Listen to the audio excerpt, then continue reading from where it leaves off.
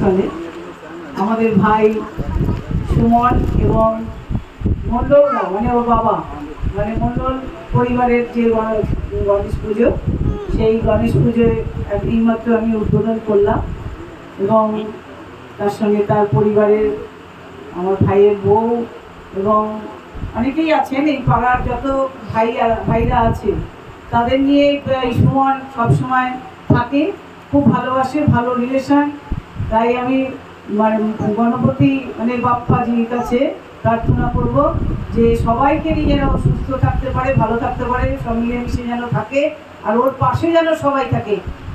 আমিও আছি, সব ভাইরা পাশে থাকবে। তাই গণপতি বাপ্পার কাছে এটাই প্রার্থনা করব যে ভালো রাখো এবং সুস্থ রাখো সবাইকে, ওর ছেলে মেয়ে ওর পরিবার যেন ভালো থাকে এবং এলাকার সবাই যেন ভালো থাকে।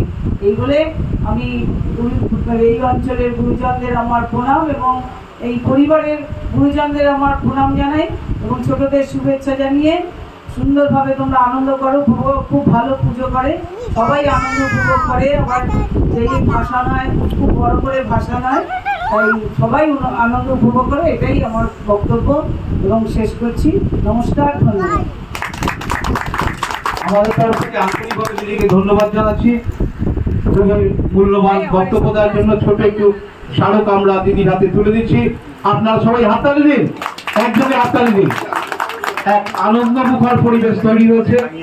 পুজো শুধু আমাদের পুজোর মধ্যে আবদ্ধ নেই, এক উৎসবে, বিরাট উৎসবে পরিণত হয়েছে।